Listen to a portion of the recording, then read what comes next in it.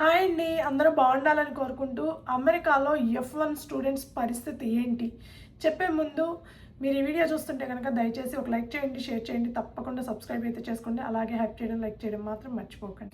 ప్రస్తుతం ఉన్న American government visa పాలసీస్ని కఠినంగా అమలు చేయడం వల్ల అమెరికాకి వచ్చి చదువుకునే F1 వీసా స్టూడెంట్స్ సంఖ్య భారీగా పడిపోయింది అని చెప్తున్నారు. ఫెడరల్ గవర్నమెంట్ డేటా ప్రకారం 2024 ఆగస్టుతో కంపేర్ చేస్తే 2025 ఆగస్టు నాటికి F1 వీసా మీద వచ్చే స్టూడెంట్స్ సంఖ్య దాదాపుగా 19% వరకు పడిపోయిందట. 2026కు సంబంధించి ఇప్పటి వరకు ఉన్న డేటా ప్రకారం 2024తో కంపేర్ చేస్తే కనుక 2026లో ఇప్పటికే అప్లికేషన్స్ సబ్మిట్ చేసే సంఖ్య దాదాపుగా 17% తగ్గిందట. అంటే 2024-25తో కంపేర్ చేస్తే 26లో భారీగా F1 స్టూడెంట్స్ సంఖ్య పడిపోయే అవకాశం కనిపిస్తుంది. F1 వీసా మీద కొత్తగా అమెరికా రావాలి అనుకునే స్టూడెంట్స్ ప్రస్తుతం ఎలాంటి ప్రాబ్లమ్స్ ఎదుర్కొంటున్నారు, అలాగే అమెరికాలో F1 వీసా మీద ఉండే స్టూడెంట్స్ ఎలాంటి ప్రాబ్లమ్స్ ఎదుర్కొంటున్నారు, మనం ముందుగా కొత్తగా వచ్చే F1 స్టూడెంట్స్ గురించి మాట్లాడుకుందామండి. ఎవరైనా సరే కొత్తగా అమెరికాకి F1 వీసా మీద రావాలి అనుకుంటే వాళ్ళ పరిస్థితి ఏంటో అర్థం కాని అగమ్యగోచరంగా మారిపోయింది. ఎందుకంటే ఫస్ట్ది వీసా డిలేస్. కొత్తగా ఎవరైనా F1 వీసా మీద అమెరికాకి రావాలనుకుంటే వీసా ప్రాసెసింగ్ అనేది చాలా అంటే చాలా ఎక్కువ టైం పడుతుందండి. కంప్లీట్ ప్రాసెస్ అయిపోయి వాళ్ళు అమెరికాకి రావాలనంటే ఏ టైంలో అయితే అనుకుంటారో ఈ స్ప్రింగ్ సీజన్కి వెళ్దాము, లేదంటే ఈ ఫాల్ సీజన్కి వెళ్దాము, లేదంటే ఈ సమ్మర్ సీజన్కి వెళ్దాం అనుకుంటే ఆ టైంకి అయిపోవడం లేదు ఆ ప్రాసెస్ మొత్తం.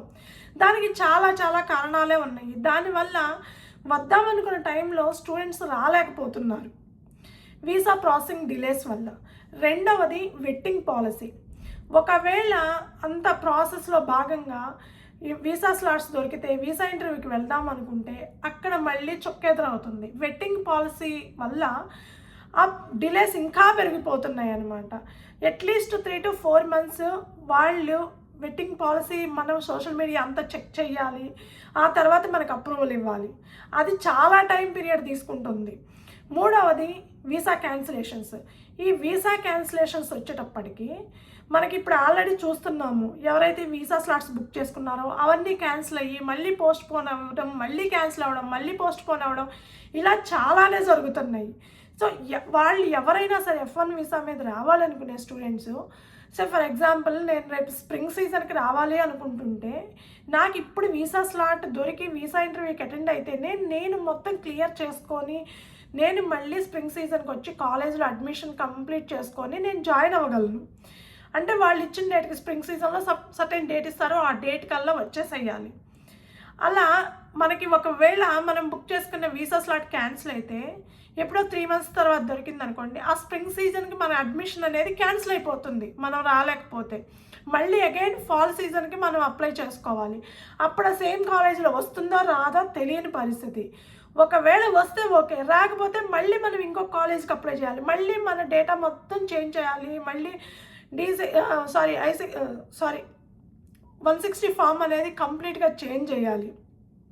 DS 160 ఫామ్ అనేది కంప్లీట్గా చేంజ్ చేయాల్సి వస్తుంది. సో ఇలా చాలా అంటే చాలా ప్రాబ్లమ్స్ కొత్తగా అమెరికా రావాలి అనుకునే F1 స్టూడెంట్స్ ఎదుర్కొంటున్నారు. అలాగే ట్రావెల్ బ్యాన్. కొన్ని కంట్రీస్ మీదుగా ట్రావెల్ చేయకూడదు. ఓకే, ఇండియన్స్ ఆ కంట్రీస్ మీదుగా ట్రావెల్ చేయరు, కానీ రిమైనింగ్ కంట్రీస్ ఏ కంట్రీస్ మీద అయితే ట్రావెల్ బ్యాన్ పెట్టారో ఆ కంట్రీస్ అన్నీ కూడా అమెరికాకి రావడానికి కుదరదు, వాళ్ళని యాక్సెప్ట్ చెయ్యరు. సో ఆ విధంగా కూడా కొంతవరకు ఇంటర్నేషనల్ స్టూడెంట్స్ రాకనేది తగ్గింది అని చెప్పొచ్చు. లేదంటే కొంతమంది స్టూడెంట్స్కి డ్యూయల్ సిటిజన్షిప్ ఉంటుంది. ఇప్పుడు అమెరికన్స్ ఉన్నారండి, అమెరికన్ సిటిజన్షిప్ తీసుకోవచ్చు, అలాగే ఇండియా యాక్సెప్ట్ చేస్తే ఇండియా సిటిజన్షిప్ కూడా తీసుకోవచ్చు. సో డ్యూయల్ సిటిజన్షిప్ అనేది ఇండియా యాక్సెప్ట్ చేయకపోయినా అమెరికా యాక్సెప్ట్ చేస్తుంది. అలాగే చాలా కంట్రీస్ డ్యూయల్ సిటిజన్షిప్ని యాక్సెప్ట్ చేస్తాయి. ఒకవేళ ఎవరైనా స్టూడెంట్ డ్యూయల్ సిటిజన్షిప్లో భాగంగా ఏదైతే ట్రావెల్ బ్యాన్ ఉన్న కంట్రీకి సిటిజన్ అయ్యి ఉంటే కనుక, ఒక సిటిజన్షిప్ అక్కడి నుంచి ఉంటే కనుక అలాంటి వాళ్ళని కూడా కంట్రీస్ అలౌ చేయకపోవచ్చు. అమెరికా అలౌ చేసే అవకాశం చాలా తక్కువ అనమాట, ఎందుకంటే ట్రావెల్ బ్యాన్ ఉంది కాబట్టి ఆ కంట్రీస్ మీద. సో ఇలాంటి చాలా రీజన్స్ వల్ల కొత్తగా అమెరికాకి రావాలనుకునే F1 స్టూడెంట్స్ టైంకి రాలేకపోతున్నారు, వాళ్ళ కలల్ని నెరవేర్చుకోలేకపోతున్నారని చెప్పొచ్చు క్లియర్గా. ఇకపోతే రెండవది, అమెరికాలో ఆల్రెడీ F1 వీసా మీద ఉండే స్టూడెంట్స్ పరిస్థితి ఏంటి? ఫస్ట్ది భయం. ఇక్కడుండే ప్రతి స్టూడెంట్స్ F1 స్టూడెంట్స్ ఎవరైతే ఉన్నారో వాళ్ళందరూ ఖచ్చితంగా ఎంతో కొంత 100% భయపడుతున్నారని నేను చెప్పను, కానీ ఎంతో కొంత భయపడుతూనే బ్రతుకుతున్నారు. ఎందుకంటే ఎప్పుడు ఏ కొత్త పాలసీ తీసుకొస్తారో తెలియదు, ఎప్పుడు ఏ కొత్త రూల్స్ పెడతారో తెలియదు, ఎలా ఫాలో అవ్వాలో తెలియదు, వాటి అప్డేట్స్ తెలుసుకుంటూ ఉండాలి. చాలా అంటే చాలా కష్టం. ఇక్కడ పార్ట్ టైం జాబ్ చేసుకోకపోతే బతకడం చాలా కష్టం. అది ఇండియాలో ఉండే వాళ్ళకి అర్థం అవ్వచ్చు, అర్థం కాకపోవచ్చు, అర్థమైనా కూడా అర్థం కానట్టు ఉండొచ్చు, కానీ ఇక్కడ F1 స్టూడెంట్స్ స్ట్రగుల్స్ అనేవి ఒక రేంజ్లో ఉంటాయండి. అంత స్మూత్గా మనకి బెడ్ వేసి బెడ్ మీద తామర పూలో లేకపోతే గులాబీ పూలో చల్లినట్టు ఏమి ఉండదు. చాలా అంటే చాలా దారుణంగా ఉంటుంది. సో భయం గుప్పిట్లో బతుకుతున్నారనే చెప్పొచ్చు. కొత్త ఏమి. రెండవది ఫ్యామిలీని మిస్ అవ్వడం. ఇప్పుడున్న పరిస్థితుల్లో అమెరికా దాటి బయటకు వస్తే వాళ్ళకి స్టాంపింగ్ అవసరం లేకపోయినప్పటికీ కూడా మళ్ళీ తిరిగి అమెరికాకి రావాలి అని అంటే పోర్ట్ ఆఫ్ ఎంట్రీలో ఏ ఇష్యూ లెగుస్తుందో తెలియదు, వాళ్ళు ఎలా ట్రీట్ చేస్తారో తెలియదు. మీ ఫోన్లు మీ ల్యాప్టాప్స్ చెక్ చేసినప్పుడు మీరు ఏదైనా మిస్లీడ్ చేస్తున్న ఇన్ఫర్మేషన్ కానీ లేకపోతే మీరు ఏదైనా పార్ట్ టైం జాబ్ల గురించి డిస్కస్ చేసుకున్న ఇన్ఫర్మేషన్ కానీ వాళ్ళు బ్యాకప్ మొత్తం తీసుకుంటారు. సో దొరికారు అని అంటే ఇంకా పోర్ట్ ఆఫ్ ఎంట్రీలో నుంచి వెనక్కి పోవడమే తప్ప ముందుకు రానివ్వరు. అలాంటి సిచ్యువేషన్లో ఫ్యామిలీని మిస్ అవ్వడం అనేది కామన్. ఇండియాకి రాలేదు, వస్తే మళ్ళీ ఏమవుతుందో తెలియని పరిస్థితి. దీని గురించి నాకు రియల్గా ఒక ఎగ్జాంపుల్ చెప్తానండి. పెళ్ళి చేసుకోవాలన్నా కూడా ఇండియాకి వెళ్ళాలంటే ఆలోచిస్తున్నారు చాలామంది. F1 స్టెమ్ ఓపీటీ మీద ఉన్న వాళ్ళు కానీ ఇలాగా, అంటే వాళ్ళు స్టెమ్ ఓపీటీ మీద ఉన్న వాళ్ళకి పెళ్ళేంటి అనుకోవాకండి. స్టెమ్ ఓపీటీ మీద ఉండి ఒక జాబ్ కన్ఫామ్గా ఫుల్ టైం జాబ్ ఒకటి వచ్చి ఉంటే కనుక వాళ్ళు హ్యాపీగా వెళ్ళి పెళ్లి చేసుకోవచ్చు. కానీ ఇంటికాడ పెద్దోళ్ళు సంబంధాలు చూసినా కూడా వెళ్ళలేని పరిస్థితిలో ఉన్నారు. నేనైతే 2-3 చూశానండి, అందుకే చెప్తున్నాను. వెళ్ళాలా వద్దా, అక్క వెళ్తే ఏమవుతుంది, అంత ఓకేనా లేదా, ఎలాంటి ప్రాబ్లమ్స్ ఫేస్ చేయొచ్చు అక్క, పోర్ట్ ఆఫ్ ఎంట్రీలో ఏమన్నా ఇష్యూ అవుతుందని నన్ను అడిగారు కాబట్టి నేను చెప్తున్నాను. సో అలాంటి టెన్షన్స్, అలాంటి భయాలు కూడా ఉన్నాయండి. అదేవిధంగా వర్క్ ఎక్స్టెన్షన్స్కి సంబంధించి చాలా డిలేస్ అవుతున్నాయి.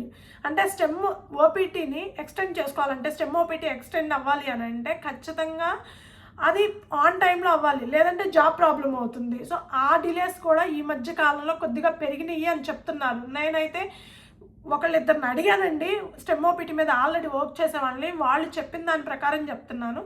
సో ఆ స్టెమ్ ఓపీటీకి సంబంధించి కూడా కొంచెం డిలేస్ అవుతున్నాయి అని చెప్పారు. ఒకళ్ళదైతే ఆల్రెడీ అయిపోయింది ఎక్స్టెన్షను, బట్ అక్కడ చాలా టైం పట్టింది అక్క, మాకు ఆల్మోస్ట్ 6 months పట్టింది అక్క. మేము ముందే అప్లై చేసుకోవడం వల్ల మళ్ళీ జాబ్కి ప్రాబ్లం లేకుండా అయిపోయింది. ఎవరన్నా నెగ్లిజెన్స్ తోటి కొంచెం లేట్గా అప్లై చేసుకుంటే కష్టం అక్క, జాబ్ ఉండదు ముందు ఫస్ట్ థింగ్, అది చాలా ప్రాబ్లం అవుతుంది అని చెప్పారు. సో ముందు చూపుతాటు ఉన్న వాళ్ళకి ఓకే, కొంచెం సరే ఇంకా టైం ఉంది కదా చేసుకుందాం అనేవాళ్ళు ఆ ఎక్స్టెన్షన్స్ డిలేస్ వల్ల కొంతవరకు ప్రాబ్లమ్స్ అయితే ఫేస్ చేస్తున్నారని నేను విన్నది చెప్తున్నానండి. సో ఇలా F1 ఓపీటీ మీద ఆల్రెడీ F1 ఓపీటీ కానీ స్టెమ్ ఓపీటీ కానీ F1 వీసా మీద ఉండే వాళ్ళు కానీ చాలా ప్రాబ్లమ్స్ ఫేస్ చేస్తున్నారు. F1 ఓపీటీ మీద ఉండే వాళ్ళతో కూడా నేను ఒకళ్ళిద్దరితోటి మాట్లాడడం జరిగిందండి. ఒక అమ్మాయికి ఆల్రెడీ 1 year అయిపోయింది చదువు, ఇంకా 1 year కూడా లేదు, 6 months ఉంది, 1.5 year అయిపోయింది, ఇంకా 6 months ఉంది. జాబ్ వస్తుందా రాదని ఎంత టెన్షన్ పడుతుందంటే అంత టెన్షన్ పడుతుంది.